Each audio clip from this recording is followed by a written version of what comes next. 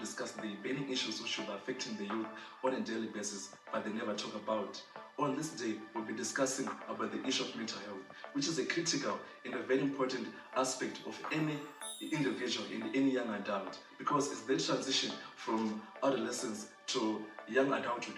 They should have a strong mental health background and should improve on that. So join us today as we delve deeper into discussing this issue, so that we get a deeper understanding of how to handle mental health and get to know about mental health as a broad topic on its own. Thank you. Okay, today I'm being joined by Mr. Gibson Magaramombe. Mr. Magaramombe, welcome to the show.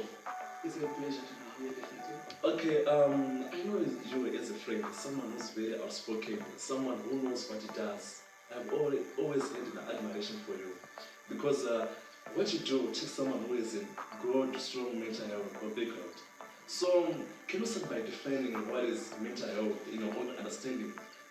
Okay, so in my own understanding, mental health is having the mental capacity to take on whatever comes your way. Okay. To cope with any situation comfortably. Okay. For lack of words, I can say that. Okay.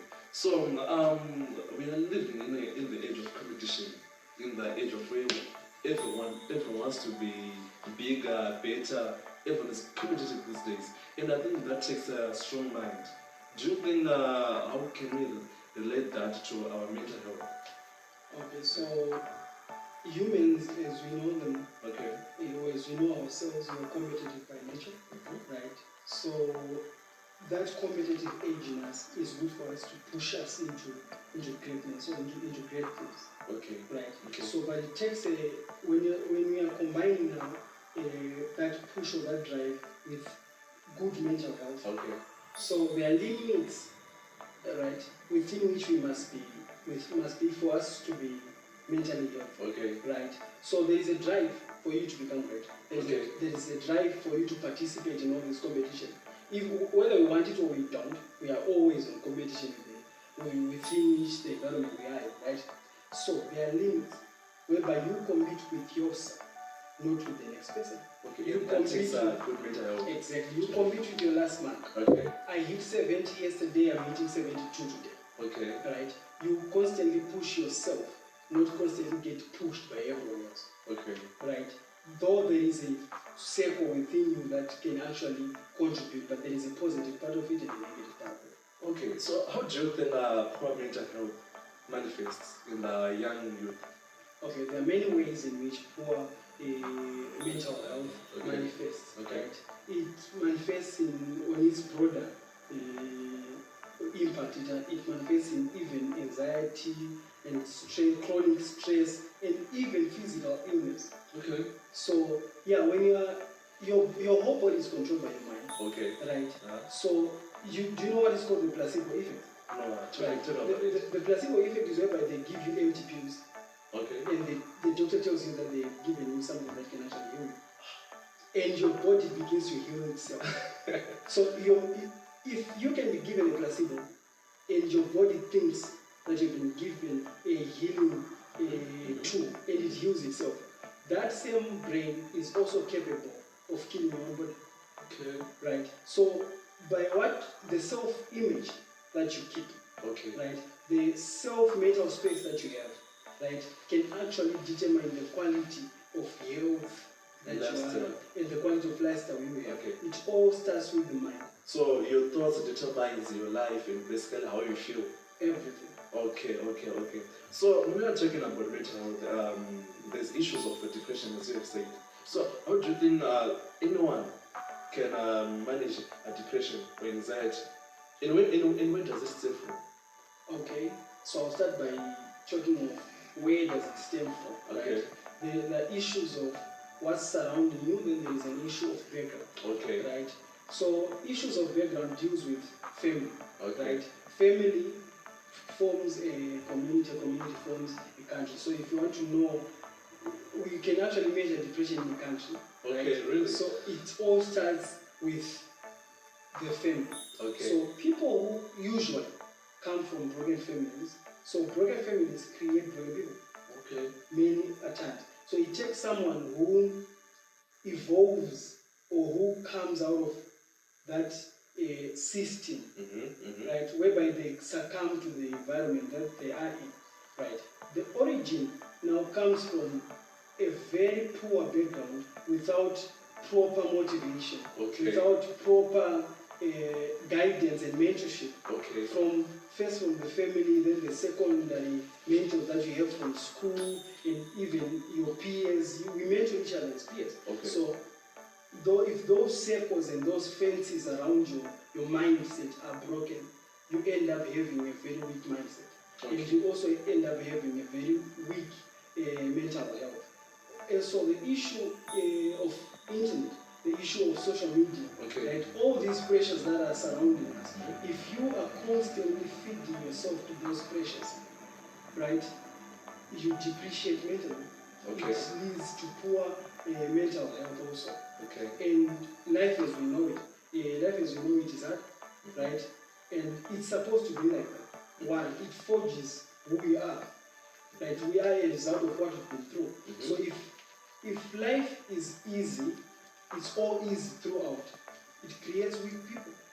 Right? But it is the thriving out of that hardships, thriving out of all those circumstances that make us stronger. But if we choose now to succumb to that, we become. So you mentioned about having the ability to thrive in life, because life throws us hardships and so many obstacles. So for one to overcome these obstacles, one should have a strong mindset. So do you think the parents should be involved in the upbringing of the child, or anyone who's growing up or who will later transition into adulthood?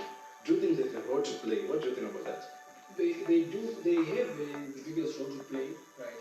But there is a period whereby a child is getting out of their hands now, right? He is more in the hands of the school environment, the peers environment, and now the third trend, social media, right? So it is now up to the parents to be constantly checking on their adolescent, right? When you're transitioning, you begin to face existential questions. So when these questions are not answered while it's grounded in the values that the family has, in the values that the background of that person has, they will be defined by anybody who comes along. So you find a dubious teacher at school, he will determine the values of your child. You find a dubious character online, that will determine the values that your child has. So the parent now should come in to guide us. Instill values in the child. Instill the values that we come with from home. That's why we have statements like right? You must come from a family. We all come from a family, right? But for us to see that you're coming from a family, we don't just see what you're wearing, we don't see how you're speaking and everything. We see the values that you're carrying. Because a person is essentially the values that they uphold. Nekuti hazvinotombotaurwa munhu anogadzwa nesociety, which means that munhu kana achiacta in a certain way is like acceptable, which means society hari kubva in way kana kuti haana kuinstilla values into that person, leading to kuti munhu iyeye agadzira poor decisions. Because I think good mental health leads to good decision making. So what do you think about that aspect? Alright, so when we are talking of a good community that has people with good mental health, as I said before, it starts with the family. Right? When the values of the family are straight, that means your financial values, when I say financial values, I mean how you create wealth. Your values around wealth, your beliefs around wealth, then your beliefs around spirituality. What do you believe? What are your values around spirituality? What are your values around family? What are your values around peers? Like how you choose peers, academics. All these values, if they are not grounded enough in a person, if that person is not grounded in those values, right, they'll be determined wherever else they go. And it starts from a family, then it goes to a community without values, then it goes eventually to a country of people without values, people who don't have a set of values that they follow. I'll give an example of Muslim communities. They have a set of values, they have very strong families, very tight. The values they keep there are even reflected in the nations. Exactly. Okay. The Jews, the same thing. Even here in Africa, we have certain groups, right, that have conserved their cultures, right? Leading to how they think and act. Exactly. Okay. All they do is bound within the values that they carry. So the society now is responsible for the mental health of the youth. Yeah. Yeah, that's what I'm saying, right? Definitely. Okay, we know that life gets hard. Okay, and depression exists. I think depression, or sometimes in society, is necessary to some extent because it pushes you. It pushes you to question the surroundings, question some things. But too much of depression and anxiety is bad. So, how do you think the youth should play around with the issues of depression and anxiety? Because we also know people who are dealing with the depression, with drug abuse. They will be getting around with questionable behaviors, which will not even help them in their situations. So, how do you think the youth should handle depression? All right. It's a very big question when it comes to handling depression. Okay. Right? There is what you can do at an individual level. Okay. There is what you can do when you have encompass secondary people Okay. into the whole matter. What you can do at an individual level is it starts with taking care of yourself. Right? How you take care of yourself physically, how you take care of yourself mentally. Right? You improve your mind by reading more, getting to question everything. Okay. Question things and get to have knowledge, right? Sufficing or nurturing or watering more of your spiritual aspect is another thing that you should do. Then physical exercise, that's another thing you can do. So reading books is fundamental. Very. Okay. Leaders are readers, that's what they say. Okay. Right? I even have some celebrities like Will Smith or Jeff Bezos say that they at least read a book every week. So it leads to a good mindset, huh? Exactly. The same thing you do with some people treat books as the gym for the main for their health. Why? You create a very strong circle of people who push you towards exercising. Right? Yes. Some people actually create a very strong net of people who push them towards reading. Okay. Right? Yeah. Till they now have the discipline to do it. Okay. Because they want to constantly change their mind. It's also another discipline that you instill in a person. Okay. In a person. Okay. To be able to know things. A grandman once said, if you want to hide a thing for an African, hide it in a book. Okay, Africans are too lazy to read. We are too lazy to read. Those audio mix and audio books were created for us. But we don't even take time to read them. We don't take time to venture into that. Because I'm also very sure there are also books basing on mental health, but so many people do not even have the time to read them, making them stay stagnant in their mind. So it's a loop of how they have been making choices before. So it's now about choices. Yeah, and how they have been raised to make those choices. Coming back to the origin and coming back to the family. You make a good point. Choices have a direct correlation to how our mental health is shaped. Because sometimes you see people making poor decisions, questionable decisions, which they will later regret, meaning that when they made that decision, they don't have time to think about it. They would be making irrational decisions, which they will regret later. So I think choices are also paramount in the issue of mental health. Yeah. Definitely. So it's from the choices you make. Okay. So your life is basically a sum up of all the choices that you make. Yeah, that's very true. You chose to be sitting in that couch, right? That's a choice. So you are where you are because of the choice you made. Okay. Right? If we take an inventory of all the choices you have made in your life, okay, all the choices that you have made, put them here, plus opportunity minus circumstances is equals to where you are. Okay, that's very true. So all the choices you've made against the opportunities, all the opportunities that you have had, if you had made better opportunities, if you have made better choices with the opportunities that you had, you would have been in a better position. And I think it's not just about choices, it's about having purpose, having values, having dreams. I think when you have these things in your mind or in as a person, you tend to be disciplined. You tend to achieve greatness because a strong mind achieves great things. As for myself, I go to the gym at least 5 times a week or 3 times a week, and it takes discipline. Even when I don't want to go to the gym, I just push myself to go to the gym because I know if I have to get a certain physique, I have to go there. That is discipline. If I know that I want to get a distinction, or if I know I want to get a certain level of academic accomplishment, I have to study. You have to make choices. You have to be disciplined, and you can only achieve that if you have a good mental health background. And I think if people who fail to accomplish many things in life, they have poor mindsets. And I think everything starts in the mind. What do you have to say about that? You're talking about discipline, right? Yes. Right. Discipline, you get discipline to something if you have a good why. Okay. Right. So if your why is big enough, the discipline will come into play. Okay. Right. Look at any great man, Okay. religious, political, social, or economical. In any aspect, right? If they had a good why, they accomplished much. Okay. And discipline followed that good why. Okay. So if you have a why in front of you, right? Every other decision you make conforms to that why. Right? You are going to the gym because you want good health. You want to get in good shape. Yes. Right?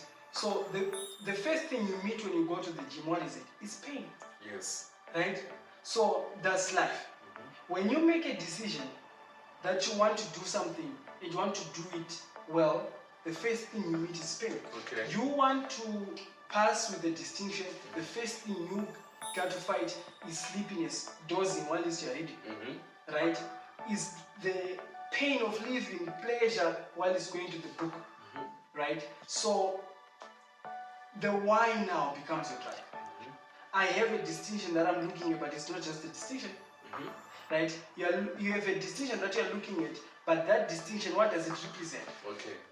It represents me working hard, and I feel good about working hard. Progress. That's a very good why now. Okay. I want myself to be proud. I want to be proud of myself later on. Yeah, and when we speak about being proud later on, there's the issue of self-improvement. Because I think having good mental health shows that there's a self-improvement. Self-improvement is the art of getting to improve everything about your life, whether socially, whether getting in shape, whether how you achieve anything. That's self-improvement. From being better from where you were from yesterday, Right. from where you were in the past year, where you were from the last 5 years, and seeing yourself better in the next 5 years, and that is self-improvement. So I think when you decide to embark on a journey of self-improvement, that takes a good mental health. Yeah. And it actually works in that way, and also vice versa. Okay. Someone in a state of not having a good mental health, right, can actually embark on a journey of self-improvement. Okay. Yes. So when you begin to improve yourself, yes. you feel good about yourself. Yes. You improve your image, okay. your self-image. And confidence. Exactly. When all that improves, you strive to become better the next day. Yeah. So in turn, it feeds you back with positive feedbacks. And those positive feedbacks, right, get you more healthier and healthier and healthier as you go. Okay. So going on a self-improvement journey is actually a very good thing for your mental health. Okay. We talked about the health aspect, but if you were to look into reality, most of the youth are not healthy mentally. Why am I saying this? Many youth are now involved in relationships, romantic relationships, and I think most of these relationships are not healthy. People are not treating each other well. People are not giving each other what they deserve, or not treating each other to the way that they expect, and it tends to lead to poor health.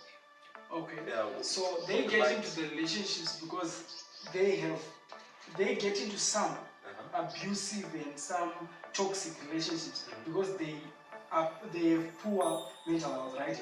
That's what. But the same relationships that they get into gets them worse. Right? So it's also a two-way thing, right? This is how I check it. If anybody has not found themselves, it's useless to find someone else. Wow.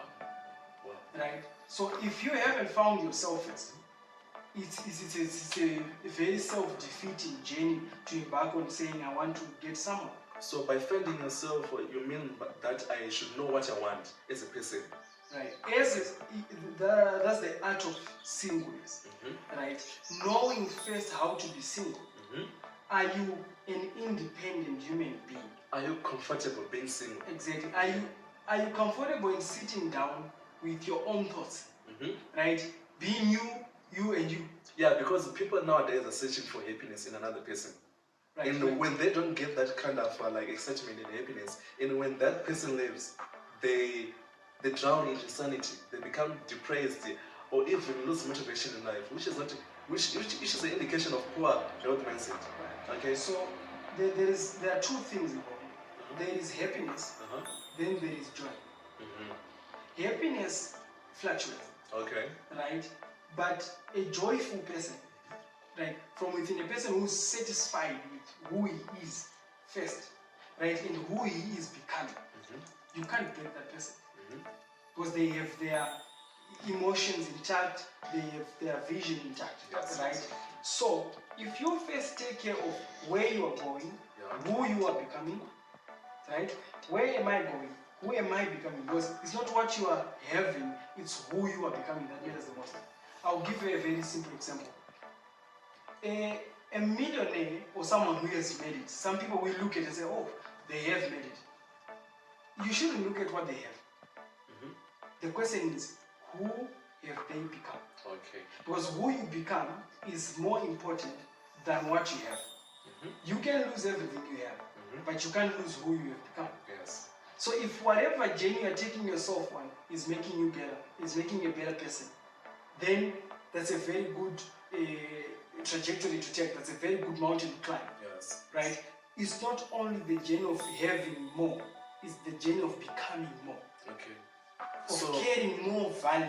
Okay. So first you have to know yourself, get to know gaining value. Right. And when you know what you want, you're also looking for a person who's similar to you.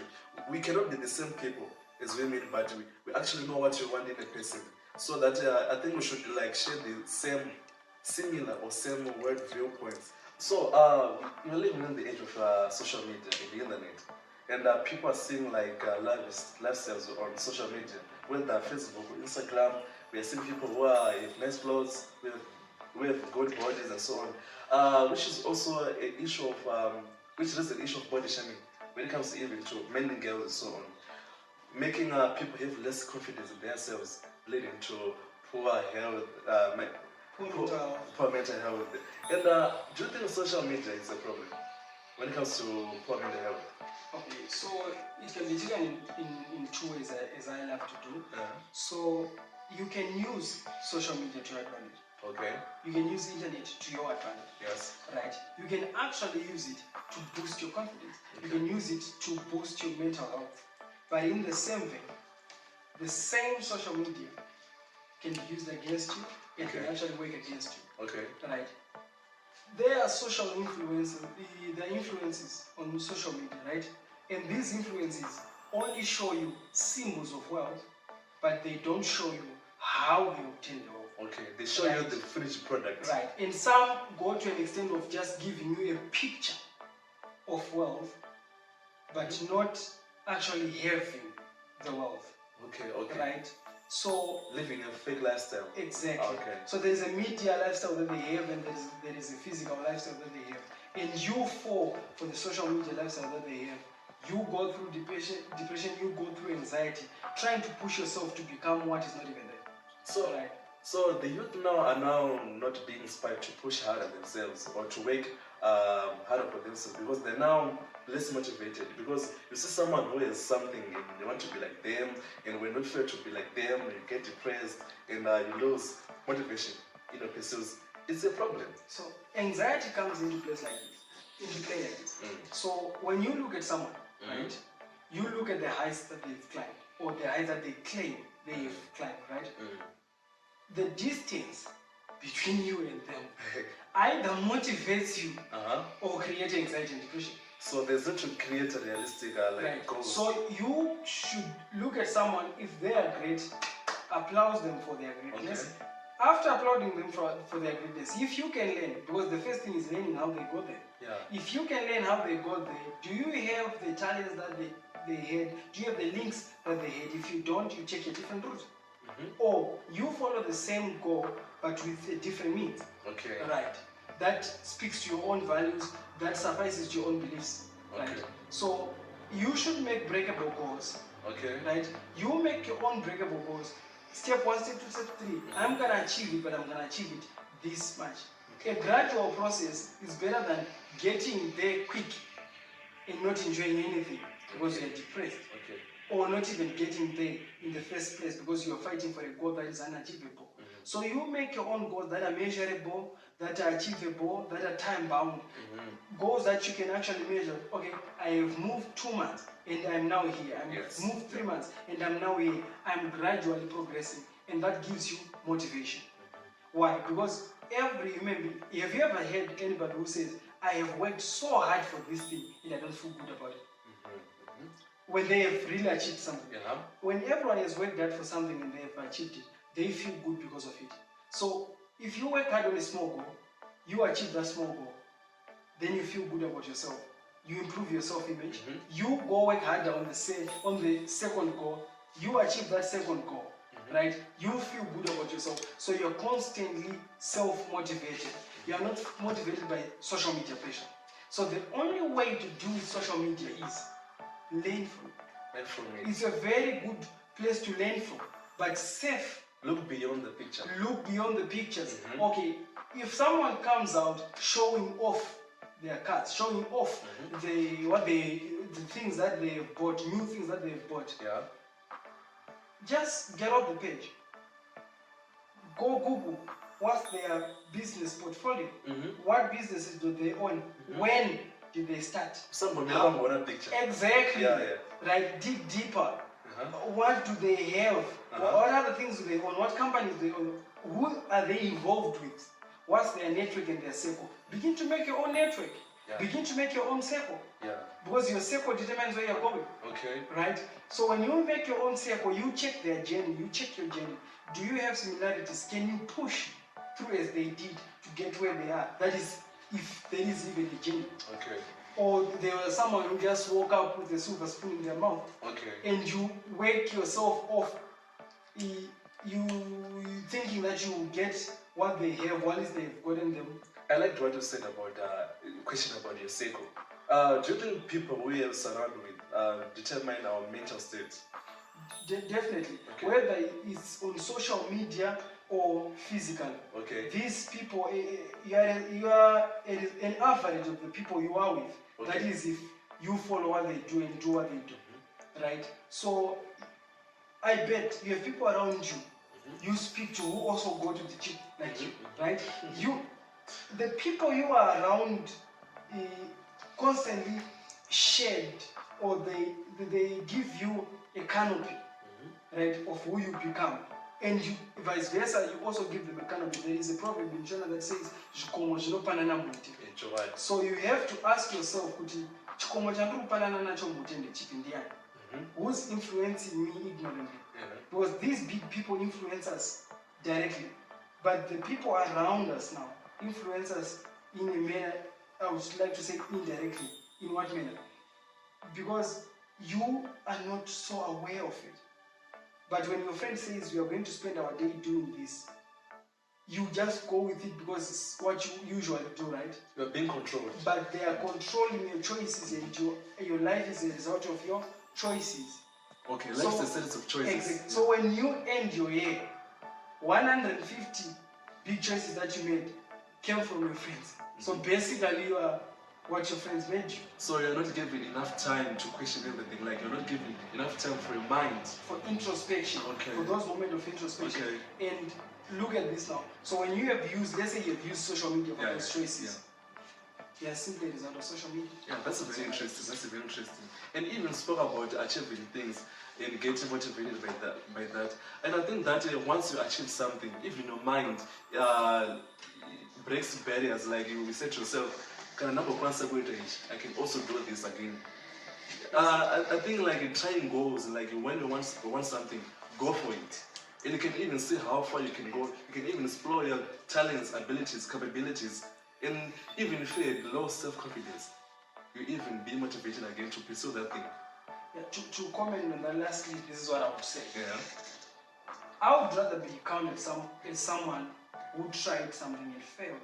Okay, that's very good. Rather than to be counted as someone who always had ideas, who did. always carried ideas around, Mm-hmm. and only be known by those who are around me that he had ideas, he had a couple of things that he was thinking of, and he never implemented not even one of those things. Yes. It's better to be counted as someone who implemented something and failed on it. Yeah. I will tell you this as my ending. The person who discovered the bulb, do you know how many times he failed? It's thousands of times. Wow. When the bulb was being created, they used all kinds of materials inside until they used the material that lasted long. Okay. So if we are to count the times that they failed before they succeeded, it's immeasurable, right? You can't even speak of the disappointments. Each time they failed, it's thousands of times. Each time the material they were using failed, but they kept on going, failing and picking themselves up again, failing and picking themselves up. And that action of continue to try again really shows a strong mental background. So if someone is mentally healthy, they will follow goals, they will follow dreams, they will pursue it until they have it. And they'll never be shaken by the societal peers or when they want something. That's been true. Thank you very much for joining us, Mr. Gibson. It's been a pleasure. And there you have it. We had an episode where we were discussing about mental health. I hope you've learned some interesting facts or tips on how you can improve yourself when it comes to mental health. Remember, a strong mental health determines your lifestyle, determines how you interact with the world, even determines your goals in your future. So it is good to be strong in your mind because every decision you make in life is determined by how you handle your mental health. Do not be swayed by the social media. Do not be swayed by people who do not go aligning with your goals or who do not even agree to some of the things that you agree with. So it is good to be aware of the issues of peer pressure because those issues are real and it happens. But you can only overcome peer pressure and protect your mental health if you have solid goals and values and beliefs. And on this episode, I want to introduce my second book, which is titled Failed Expectations and Self-Improvement in Young People. It is a book where you explore how many failed expectations have shaped the lives of young people and how they can improve from these failed expectations. That is when the self-improvement aspect comes in. Be sure to join me next time as we discuss another issue which is happening in our surroundings as young people. I'm your host, Alex Dande. Till next time.